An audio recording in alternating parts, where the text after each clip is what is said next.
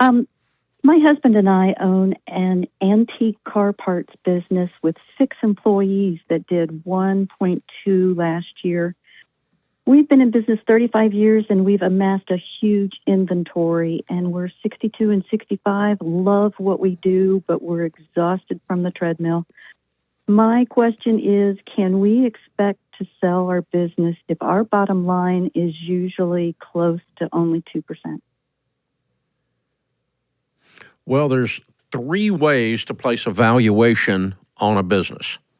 Typically, small businesses are sold at a multiple of 4 or 5 times net profit. That doesn't sound like that's a good plan for you. The second way is what we call book value. Book value is if you turn the key and close the door and sold off all the stuff, what would all the stuff bring? How big is this inventory? What's it worth? Well, we had it valued probably 10 years ago, not someone who was familiar necessarily with the industry, at 1.5. But we have 6 buildings and 12 Connex containers just jam-packed full. Do you have a good accounting of it? Do you know what's there, or is it just a scrapyard? No. 60% of our revenue is from these large parts buyouts that we have. And what's that mean? Can't place. Well, we buy them in lots. Like a widow calls us and said, my husband's collected this for 50 years, come and get it. And so we bring that in, we stuff it in our buildings, and about 60% of our revenue comes from that. From reselling those items? Yes. And we do it on a cash basis. So once we spend $1 on inventory, it hits the bottom line. Yeah, I got you. Okay. And all of our extra cash, this is why we don't make any money, all of our extra cash goes back into more inventory. Right, and making obsolete parts fabricated. So we've got a whole list of things waiting for cash. We have no debt. Okay. And the third way to value a business is a multiple of gross, which probably does not apply here. That applies in a very standardized business where you're selling a sub shop, a sub sandwich shop, and people in the sub sandwich business pay 3 times gross or 5 times gross or whatever, that kind of thing. Usually, but your business is so nuanced and unique that method would not apply. It sounds like that if you guys went bananas and had a going out of business fire sale and cleaned out the inventory over the next 2 years, you would make more money doing that than you would selling the business. Interesting. Should we preface that sale with some feelers on maybe some legacy partner that might want to just take it all? Yeah, I'm fine either way. I don't care. But they need to pay you not for the net profit because there's not any. They need to pay you for the inventory. If someone would give you $1 million for the inventory, you'd take it, right? Absolutely. And that you can call it a day. Because you're not going to get that as a multiple of 2% on 1.2 gross. Right. Not close, right? So, I mean, if someone gave you, just walked up and said, I'll give you $1 million for all this, you would take it. You should. Without a doubt. Yeah. So I'm going to start there or talk to the big buyers in the business and say, hey, come bid on, and I don't know how you do this in your world, but some method of liquidating the inventory. Right. That's all I'm saying. So it could be all the way from one big buyer, or you build crates and you sell off, grab bag crates at antique car shows.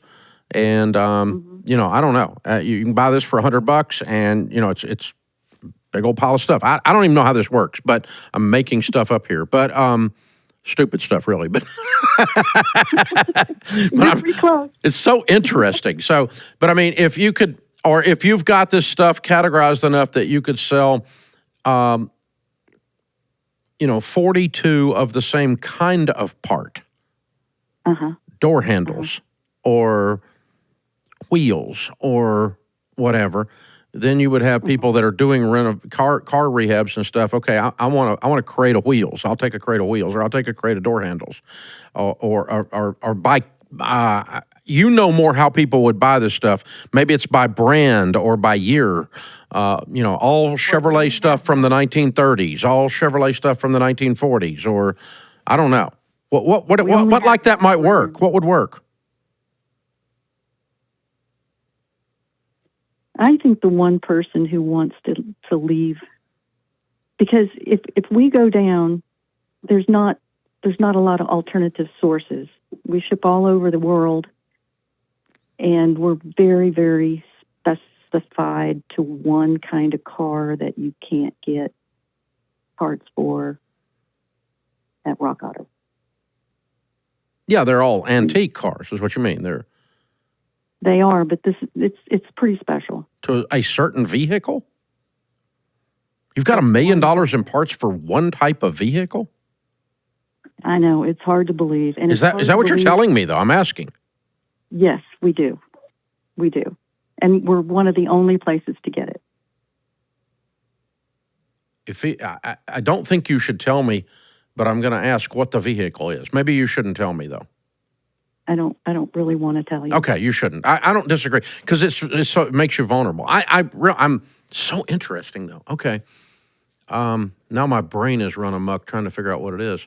So this has to be an antique luxury vehicle, doesn't it? Yes. Ah, yes. Okay. Okay, good. Yeah, then you know who your buyers are. They're all over the place, but they're a very unique bunch. So it's not a bunch of different brands, or it might be a series of years. There might be 2 or 3 different decades involved, but there's nothing more but it's all one brand. And then, so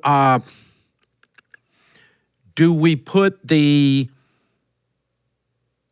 15, 28, or 60 most requested parts for a 1950 through 1955 renovation of this vehicle in a crate and sell you the starter kit for a renovation?